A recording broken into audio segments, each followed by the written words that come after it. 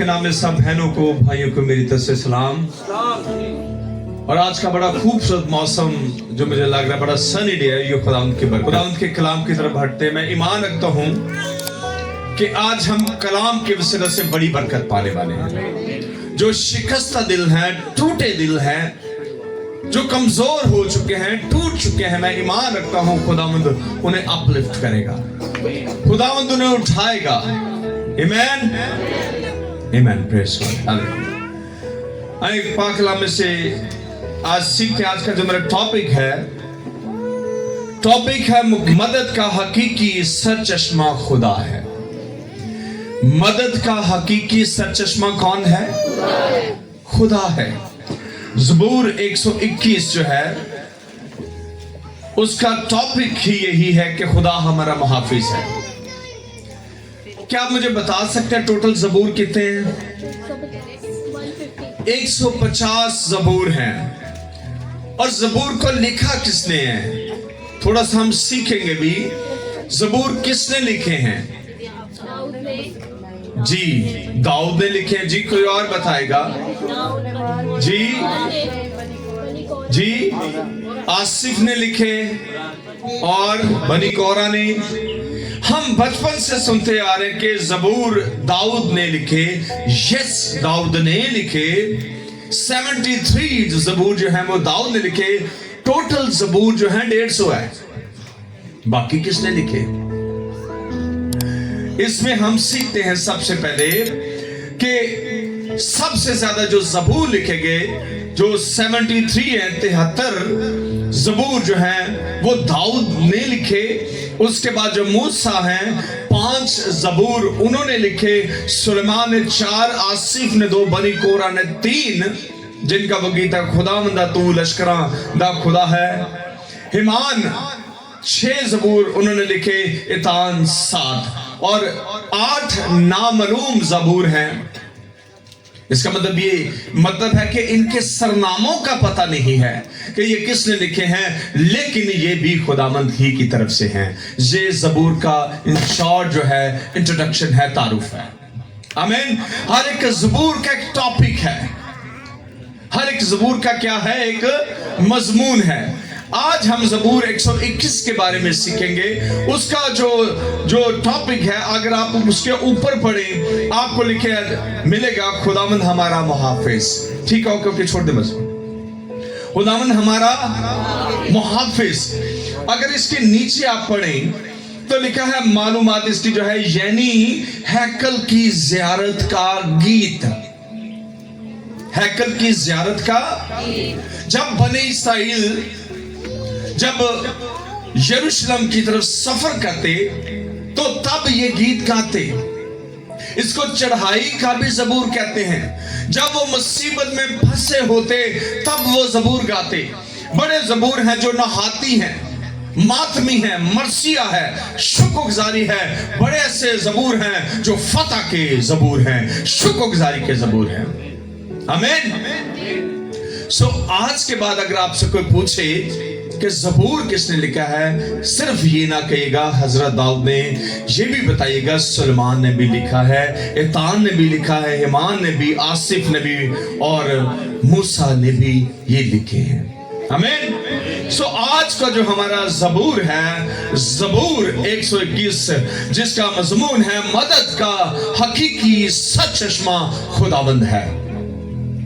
बड़ी दफा हमारी आंखें इंसानों पर लगी होती हैं, बड़ी दफा हमारी आंखें किसी और मबूद की तरफ लगी होती हैं, बड़ी दफा हमारी आंखें कई जगहों पर लगी होती हैं, लेकिन दाऊद बताता है कि मेरी मदद का हकीकी सरचश्मा जिंदा खुदावंद है। आमीन। आए पहली आयत से तलावत करते हैं। अगर कोई बहन भाई पढ़ सकता है तो बुलंद आवाज में पढ़ ले, माइक भी दे सकते हैं आप उन्हें। पूरा ज़बूर पढ़े, इसकी 8 वर्सेस हैं। Yes Mubashir Shahbaz, yes. मैं अपनी आंखें पहाड़ों की तरफ उठाऊंगा। मेरी कुम्मत कहां से कहां से आएगी? मेरी कुम्मत खुदावंद से है, मेरी कुम्मत खुदावंद से है, जिसने आसमान और जमीन को बनाया। जिसने आसमान जमीन को बनाया। वो तेरे पाँव को फिसलने ना वो देगा, तेरे पाँव को फिसलने ना देगा। तेरा मुहाफिज ऊँघने का नहीं। आमीन। Yes yes. देख, इसराइल का मुहाफिज ना ऊँघेगा ना सोएगा।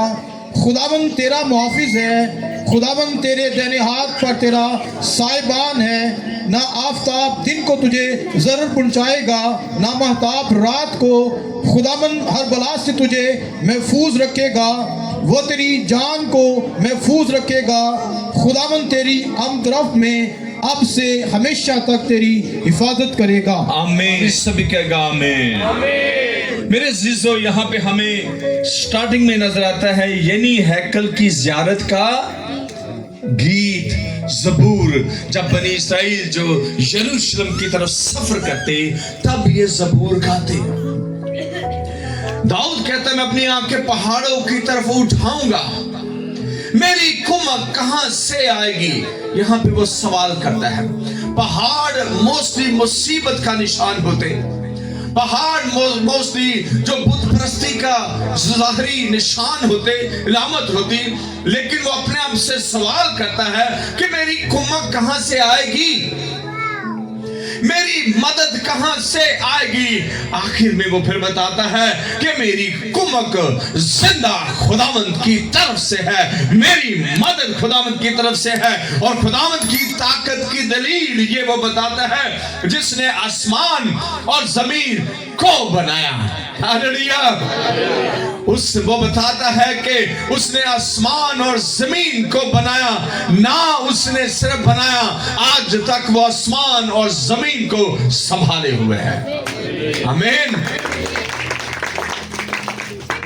यहाँ पर मिस्त्री भी हैं भाई फैसल, कुछ और भी जानते हैं। छोटी सी बिल्डिंग बनाने के लिए पिलर लगाने पड़ते हैं, सतून लगाने पड़ते हैं। इतना बड़ा आसमान पूरी दुनिया में फैला हुआ है, खुदावंद की ताकत की दलील है।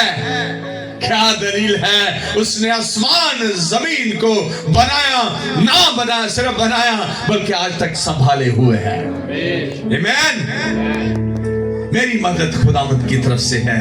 आगे वो तेरे पांव को फिसलने ना देगा, तेरा मुहाफिज ऊँघने का नहीं। देख, इस्राइल का खुदा जो मुहाफिज है, ना ऊँघेगा ना सोएगा। खुदावंद तेरे दाहिने हाथ पर तेरा साहिबान है। मेरे अजीजों, इंसानों पर जब हमारा तवक्कल होता है, इंसान थकता भी है, इंसान सोता भी है, लेकिन दाऊद कहता है जो मेरा मुहाफिज है उसने मुझे बनाया है, और ना सिर्फ बनाया है, वो आज तक मुझे संभाले हुए है। क्योंकि मेरा मुहाफिज जो है ना ऊँघने का है ना सोने का है, बल्कि हमेशा मेरे लिए जागता है, मेरी हिफाजत करता है, मुझे संभालता है। आपका मुहाफिज ऊँघने का नहीं है, आपका मुहाफिज संभालता है आपको। एक दिन मैं बाइक चला रहा था और यकीन जाने कलाम में लिखा है वो तेरी आमदोरफ्त में हिफाजत निगरानी करेगा। मैं बाइक स्पीड से चलाता हूँ, मेरे जानने वाले जानते हैं। एक दिन उसमें से अंडरपास से मैं गुजर रहा था, गाड़ी बड़ी स्पीड से गुजरी, मैं भी बाइक पे गुजरा था। मैं जब ऐसे गुजरा, मेरी टक्कर थोड़ी सी गाड़ी को लगी, गाड़ी की टक्कर मुझे लगी, और मैं ऐसे ही मेरी बाइक को टच करके मेरी बाइक को ऐसे ही जैसे किसी ने इस तरफ कर लिया, मुझे जर ना पहुंचा। खुदावंद मेरा मुहाफिज है, मेरा खुदा ना ऊँघने का है ना सोने का, बल्कि हमेशा मुझे बताता है। समझा मैं रॉन्ग हो सकता हूं, समटाइम मैं गलत हो सकता हूं, लेकिन वो जिंदा है, वो मेरा हम मुहाफिज है, वो मुझे संभालता है। आमीन। आए हम देखते हैं पैदाइश जो है 15 बाब में से तलावत करते हैं, उसकी मदद अब्राहम के लिए किस तरह से आई, किस सिचुएशन में उसके लिए खुदावंद की मदद आई। पैदाइश 15 बाब में से तलावत करते हैं। आई कोई बहन भाई पढ़ सकता है बुलंद आवाज में? यस। खुदावंद के पाक कलाम में लिखा है, यस सुनिएगा। इन बातों के बाद खुदावंद का कलाम रोया में अब्राहम पर नाजिल हुआ। सुनिएगा यहाँ पर और उसने फरमाया, सुनिएगा अब्राम पर नाज़िल हुआ, यहाँ अब्राहम नहीं है। जब अब्राम खुदावंद के कलाम ने कहा है तो अब्राम है, यानी कि अभी वो खुदावंद ने उसको चुना नहीं है, बरकत नहीं दी है, अभी खुदा उसको चुन रहा है। यस। और उसने फरमाया, ऐ अब्राहम तू मत डर। तू मत डर, सुनेगा, मैं तेरी सिपर और तेरा बहुत बड़ा अजर हूं। खुदावंद का कलाम सबसे पहले रोया में पहली दफा अब्राहम पर नाज़िल हुआ, और खुदा का कलाम उस पर नाज़िल क्या होता है, एक बड़ी अच्छी बात कि ऐ अब्राहम तू मत डर। कितना खूबसूरत मैसेज है कि तू मत डर। तेरी सिचुएशन क्या है, तेरी प्रॉब्लम क्या है, तेरे हालात क्या हैं, खूबसूरत मैसेज, तू मत डर। बड़ी दफा हालात हमारे अगेंस्ट होते हैं, तूफान थमने का नाम नहीं लेते, हमारी कश्ती डामाडोल है, पानी गिरना शुरू हो जाता है, स्ट्रेस है, बर्डन है, मुसीबतों के पहाड़ है, लेकिन खुदावंद कहता है तू मत डर। क्या आगे कहता है खुदावंद, मैं तेरी सिपर और तेरा बहुत बड़ा अजर हूं, मैं तेरी शील्ड हूं, मैं तुझे बचाने वाला हूं, तुझे प्रोटेक्शन देने वाला हूं। जैसे मुर्गी अपने बच्चों को परों के तले छुपाती है, मैं तेरा मुहाफिज हूं। जो हक ताला के पर्दा में रहता है वो कादिर मुत्तकी के साए में सुकूनत करेगा। मैं जिंदा खुदा के बारे में कहूंगा, वो ही मेरी पनाह और मेरा गढ़ है। आमीन। खूबसूरत मैसेज, तू मत डर, मैं तेरी सिपर और तेरा बहुत बड़ा अजर हूं। आगे पढ़िएगा, दो ऐसे। अब्राहम ने कहा, ऐ खुदावंद खुदा तू मुझे क्या देगा? सुनिएगा, क्योंकि मैं सुनिएगा मेरी बात सुनते। खुदावंद उसको कहता है तू मत डर, मैं तेरी सिपर, मैं तेरी ढाल हूं। अब सुनेगा अब्राहम क्या कह रहा है, फिर से इसको पढ़े, गौर करें। इंसान है वो क्या कह रहा है? अब्राहम ने कहा, ऐ खुदावंद खुदा तू मुझे क्या देगा? खुदावंद खुदा तू मुझे क्या देगा? ओह माय गॉड, खुदावंद खुदा तू मुझे क्या देगा?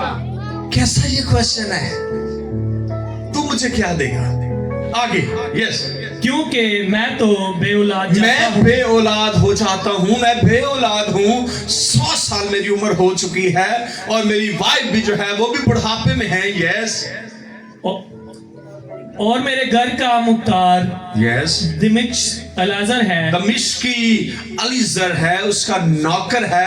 कहता है मेरे मरने के बाद तो मालिक तो वो ही है, मैं तो बेऔलाद हूं। आगे। फिर अब्राहम ने कहा, देख तूने मुझे कोई औलाद नहीं दी, और देख मेरा खाना जात मेरा वारिस होगा। यस। आगे। तब खुदावंद का कलाम उस पर नाजिल हुआ, और उसने फरमाया, ये तेरा वारिस ना होगा, बल्कि वो जो तेरे सुलभ से पैदा होगा वही तेरा वारिस होगा। यस, आमीन। हाले। आगे। और वो उसको बाहर ले गया। सुनिएगा इस बात पर, उसको बाहर ले गया और कहा कि अब आसमान की तरफ निगाह कर। अब आसमान की तरफ निगाह कर। सुने मेरे अजीजों, पहले अब्राहम जो है वो खुदावंद को कह रहे कि तू मुझे क्या देगा? मेरा नौकर जो है अलीजर वो वारिस होगा, जो कुछ मेरे पास है, जो कुछ मेरे पास है अलीजर उसका वारिस होगा। तू मुझे क्या देगा?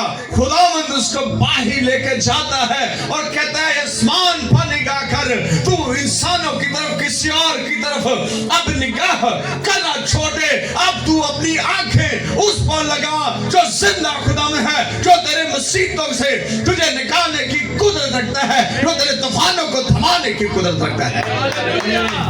अब तू ऊपर निगाह कर। मलाऊन है वो शख्स जो इंसानों पर तवक्कल करता है, मुबारक है वो इंसान जिसका भरोसा याकूब का खुदा है। अब तू क्या कर, अपनी आंखों को क्या कर, आसमान की तरफ निगाह। आमीन। क्या कहता है, अगर तू सितारों को गिन सकता है तो गिन, और इससे कहा कि तेरी औलाद ऐसी ही होगी। आज आज हम अगर सितारों को गिनना चाहें, सितारों को गिन नहीं सकते। हालेलुया। खुदावन ने उससे वादा किया और आज रूए जमीन पर अब्राहम से अब्राहम हुआ और अब उसकी नस्ल गिनी नहीं जाती। खुदावन ने उसको औलाद दी और कसर से औलाद दी। आमीन। मेरे अज़ीज़ों, कभी कभी इंसान होते हुए हम हालात को देखकर डामाडोल होना शुरू हो जाते हैं। जब हम अपनी आंखें किसी और की तरफ लगाते हैं, लेकिन खुदावंद कहता है कि अब तू ऊपर देख, अब अपनी आंखों को आसमान की तरफ कर, अपना तू भरोसा मेरी तरफ कर, मैं तेरी मदद करूंगा, मैं तुझे मुसीबतों से निकालूंगा। हालेलुया। इंसान है। फिर अब्राहम जो है ईमान लेके आया खुदावंद पे और पूरे तौर पर ईमान लेके आया। और रोमियो 4:17 में आए हम पढ़ते हैं क्या उसका ईमान फिर हुआ और वो ईमान से ही रास्तबाज फिर ठहरा। खुदा पर पूरे तौर से ईमान लेके आया। रोमियो 4:17 पढ़ेंगे, कोई पढ़ सकता है बुलंद आवाज में? यस। मैंने तुझे बहुत सी कौमों का बाप बनाया, आमीन। उस खुदा के सामने जिस पर वो ईमान लाया और जो मुर्दों को जिंदा। फिर से पढ़िएगा, जरा फिर से पढ़िएगा, सुनिएगा। खुदावन के पाक कलाम में यूं लिखा है, चुनाचे लिखा है कि मैंने तुझे बहुत सी कौमों का बाप बनाया। बहुत सी कौमों का। सब अपने अपनी आंखें जिंदा खुदावन की तरफ की। फिर उस खुदा के सामने जिस पर वो ईमान लाया और जो मुर्दों को जिंदा करता है, आमीन। और जो चीजें नहीं हैं उनको इस तरह बुला लेता है कि गोया वो है। आमीन। हालेलुया। फिर ईमानदार जो अब्राहम था, अब्राहम से अब्राहम बना और वो एक औलाद के लिए सोच रहा था। अब खुदा ने उसकी नस्ल को सितारों से भी ज्यादा किया, क्योंकि खुदावंद उन चीजों को ऐसे बुला लेता है जिनका वजूद नहीं, वो ऐसे बुला लेता है जैसे उनका वजूद है। आमीन। ये अब्राहम की खुदावंद ने मदद की जब उसने अपनी आंखें जिंदा खुदावंद की तरफ की। हालेलुया। मेरे अज़ीज़ों, दाऊद की जिंदगी में भी बड़े चैलेंज थे, बड़ी मुश्किलात थी। अभी वो एक चरवाहा है, उसकी सबसे बड़ी मुश्किलात अपने भाइयों को खाना देने के लिए जाते। उसके भाई जंगजू हैं, लेकिन दाऊद जंगजू नहीं है। वो एक आम चरवाहा है, भेड़ बकरियां चराता है। उसका तजर्बा भेड़ बकरियों को चराना है। लेकिन जब उस जगह पर जाता अपने भाइयों को खाना देने के लिए, वहां पर जाति जुर्रत का सामना करता है। जब जाति जुर्रत का सामना करता है, जाति जुर्रत एक आम शख्स नहीं है, वो जोरावर है, जंगजू है, लड़ने के दाव पे जानता है। जबकि जो दाऊद है एक नौजवान चरवाहा है, उसके मुकाबले में जाति जुर्रत एक ताकतवर खौफनाक जंगजू है। दाऊद के पास ना भारी हथियार है, ना फौजी तजर्बा, मगर ईमान के साथ अपनी आंखें जिंदा खुदावंद पर रखते हुए जाति जुर्रत का सामना करता है। जाति जुर्रत एक जंगजू शख्स था, लड़ने वाला शख्स था। इस कदर उसकी दहशत थी कि उस जगह पर ललकार रहा है कि कोई आए बनी इस्राएल में से मेरा मुकाबला करे। बच्ची भाले के साथ, हथियारों के साथ, और वो चलाना भी जानता है। वो गीत है ना, एक तरफ तो जर्रा बख्तर होता है, एक शील्ड होती है जिस पर जिस कदर मर्जी तेजी से तलवार चलाई जाए वो असर नहीं करते। लेकिन एक तरफ मामूली पत्थर है, एक तरफ फलाखुन है, खुदा का मंसूब है, एक तरफ जंगजू है। सब डर कर खामोश हैं, चुप है। वो जानते हैं जाति जुर्रत की दहशत को, लेकिन एक यहां पर मौजूद है जो आम चरवाहा है, जिसकी आंखें जिंदा खुदावंद पर हैं। कहता मैं भाले बर्छी से तो नहीं आता, जिंदा खुदावन रब्बुल फ़ौज के नाम से तेरे सामने आता हूं। Hallelujah, hallelujah, hallelujah. जिंदा खुदावन के नाम से तेरे सामने आता हूं। वो देख के हंसते भी होंगे लोग, एक ही है। उसको पहले पहनाया जाता है कुछ साजो सामान। ये बख्तर जो है, ये जो सारे शील्ड जो सिर पर ढाल होती है, वो बड़ी हैवी होती है, भारी होती है। वो मेरे जैसा बंदा तो वैसे गिर जाएगा। वो कहना दाऊद कहना चुको बरहनो, फलाखून अपनी लेता है। आंखें उसकी जिंदा खुदावंद की तरफ से हैं, मुकाबले के लिए उसके सामने खड़ा हो जाता है। चिकने 5 पत्थर पकड़ता है।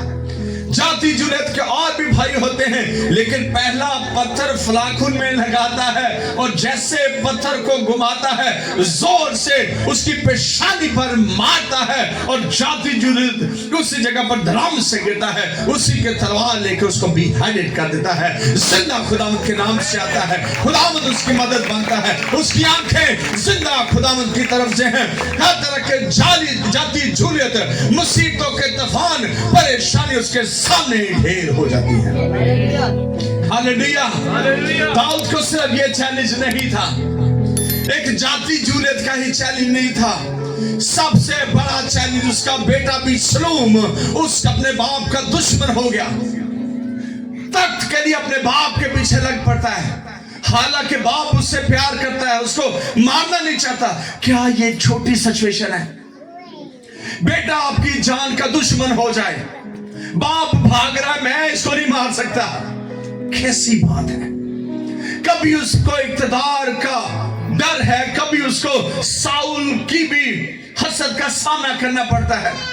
साउल पहले बादशाह उसके खिलाफ है, लेकिन इसके बावजूद वह कहता है मेरी कुमक जिंदा खुदावंद की तरफ से है, मेरी आंखें जिंदा खुदावंद की तरफ से हैं, वो मुझे मुसीबतों से बाहर निकालता है। आमीन, हालेलुया। मेरे अज़ीज़ों, खुदावंद आपका खुदा है, वो आपके साथ है। एक औरत जो है वो रेडियो पर ऐलान करती है, कहती बुजुर्ग है, कहती है मेरे पास कुछ खाने को नहीं है, मेरे पास कुछ खाने को नहीं है, मेरी मुसीबत करें। पहले जमाने में ऐसे रेडियो पे होता था। अब इब्लीस उसकी बात को सुन रहा है, कहता मेरा खुदावन मेरी मदद करता है, आप में से अगर कोई करना चाहते हैं तो आप कर लें। इब्लीस उसकी बात सुन रहा होता है।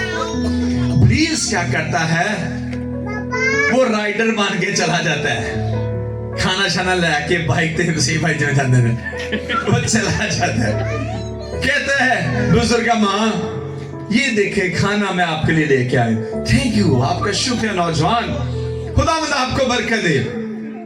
जब बुजुर्ग औरत वो खाना शाना खाती है, खुदा का शुक्र करती है, वो नौजवान कहता है तनु पता है मैं कौन हूं? कहते यस, आपने मेरी मदद की है, शुक्रिया, थैंक यू। कहता है तानू नहीं पता, मैं इब्लीस, मैं आपके लिए ये खाना लेके आऊं, मैं आपकी मदद को पहुंचता हूं। कहती सो व्हाट, जब मेरे जिंदा खुदावंद का हुक्म हो, बुरी रूहें भी मदद के लिए आ जाती हैं। तू अपनी तरफ से मदद नहीं, बल्कि जिंदा खुदावंद की तरफ से ही मेरे लिए मदद लेके आया है। आमीन। हो लॉर्ड ऑफ लॉर्ड, हालेलुया। आए हम दानियल की जिंदगी में सीखते हैं खुदा ने उसकी जिंदगी में क्या काम किया है। हाल दानियल 6 बाब उसके 16 से 27 आयत। मेरे अज़ीज़ों, दानियल फारस के बादशाह दारा के दौर में एक ईमानदार था। उस वक्त दारा बादशाह था। दानियल ध्यानदार था, ईमानदार था, खुदा से प्यार करने वाला था। कुछ हसद करने वाले सरदारों ने बादशाह से दानियल के खिलाफ बातें की। क्या बातें की? उस वक्त 30 दिन के लिए हुक्म जारी हुआ कि कोई भी बादशाह दारा के अलावा किसी और के खुदा की इबादत नहीं करेगा। दानियल यहोवा खुदा की इबादत करता था। उसके खिलाफ तो आपको पता हर जगह पे लोग होते हैं। उसके खिलाफ, दानियल के खिलाफ भी बात हुई। दानियल, बादशाह दानियल को प्यार करता था, लेकिन बादशाह की एक प्रॉब्लम होती है, जब वो अपने हुक्म को सादिर करता है तो कोई भी उसको टाल नहीं सकता। जैसे तीर कमान में से निकल जाता है, वापस नहीं आता, बादशाह का हुक्म वापस नहीं आता। जो उसने कह दिया सो कह दिया।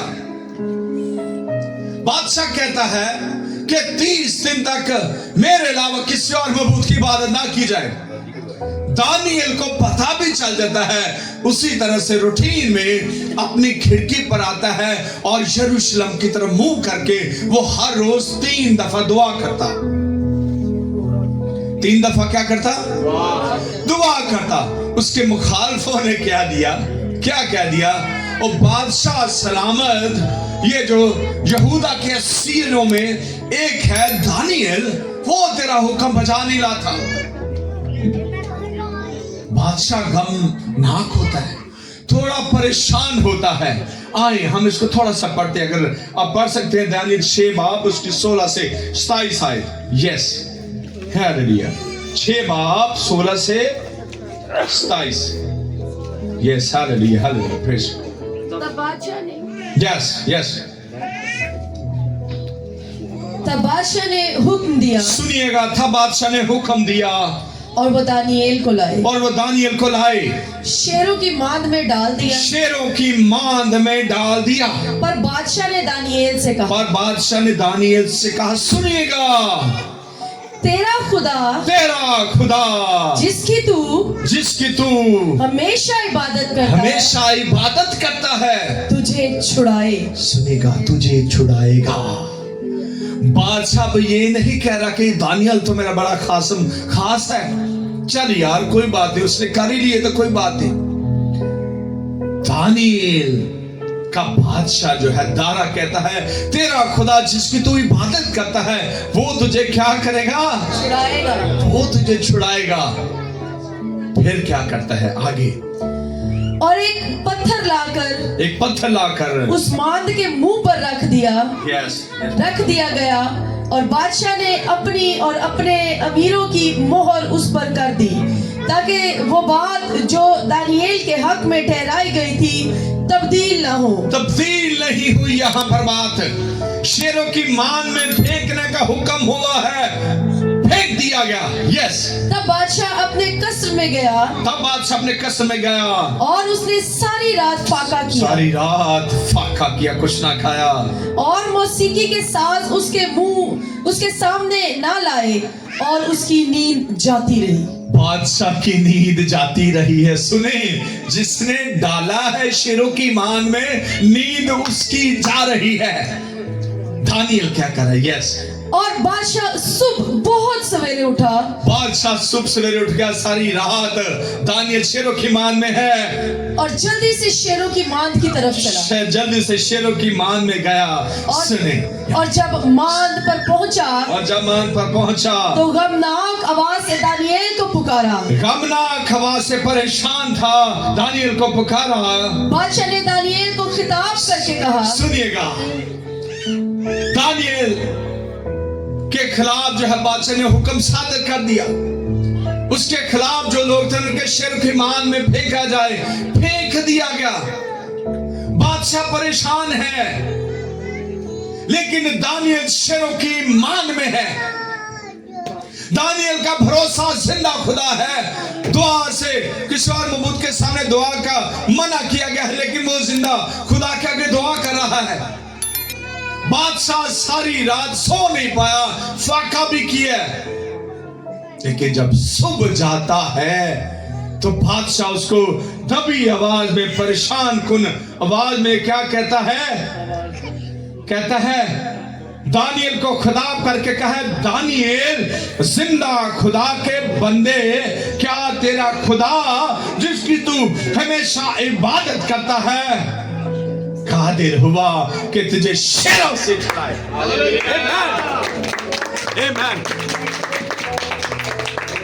दानियल उसको क्या कहता है? तब दानियल बादशाह ने कहा, बादशाह से कहा, बादशाह अब तक जीता रहे, मेरे खुदा ने अपने फरिश्ता को भेजा और शेरों के मुंह बंद कर दिए और उन्होंने मुझे जर नहीं पहुंचाया, क्योंकि मैं उसके हुजूर बेगुनाह साबित हुआ और तेरे हुजूर भी या बादशाह मैंने खता न की है। बस बादशाह नहायत शादमान हुआ। मेरे अज़ीज़ों, शेरों का एक असूल होता है कि जब वो किसी को खाते हैं तो तब तक नहीं खाते जब उन तक उनका किंग नहीं आता। शेरों में भी जो उनका लीडर नहीं आता, और उस डन में, उस कार में जब यहूदा का शेर बबर शेरों के सामने आया तो शेरों के मुंह बंद हो गए और दानियेल खुदा के हुजूर में सेफ रहा, महफूज रहा। आमीन। जो उसके खिलाफ थे उनके साथ क्या हुआ? बस बादशाह नहायत शादमान हो रहा, हुक्म दिया कि दानियल को उसकी मान से निकाले। शर्त तो ऐसी ना, शेरानी मान से कढ़ना है। हालेलुया। निकाला, बस दानियल उस मान से निकाला गया और मालूम हुआ कि उसे कुछ जरर नहीं पहुंचा, क्योंकि उसने अपने खुदावंद पर तवक्कल किया था। और बादशाह ने हुक्म दिया और वो शख्सों को जिन्होंने दानियल की शिकायत की थी, जेड़े खिलाफ होंदे ने, अब उनके साथ क्या हुआ?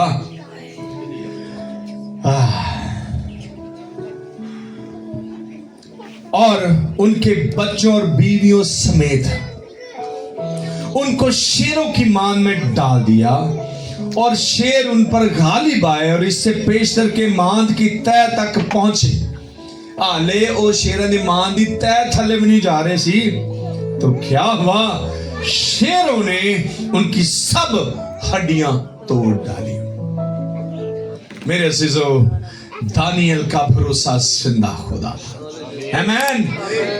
मेरे अज़ीज़ों, दाऊद का भरोसा जिंदा खुदा है। अब्राहम की आंखें जिंदा खुदावंद की तरफ हैं। मेरे अज़ीज़ों, खुदावंद हमेशा आपके साथ है। खुदावंद अपने वफादारों को कभी नहीं छोड़ता। दुआ ताकत है, खतरा नहीं। खुदा नामुमकिन हालात में भी बचाता है। ईमान आजमाइश में साबित होता है।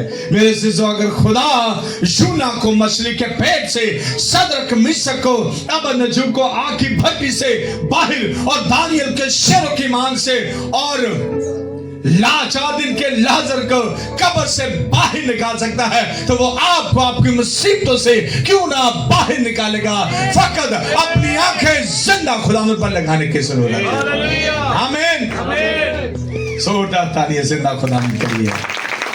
अपनी आंखें, दाऊद कहता है, मेरी कुम्मत कहां से आएगी? मेरी कुम्मत जिंदा खुदावंद की तरफ से है, मेरी मदद जिंदा खुदावंद की तरफ से है।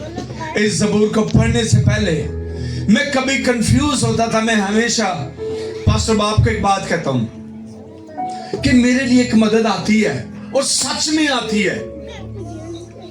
एक दफा नहीं, 101 दफा, बड़ी दफा मैं पीछा होता हूं, हालातों में, मुश्किलात में, बड़े स्ट्रेस में भी होता हूं, लेकिन एक मदद मेरी आती है।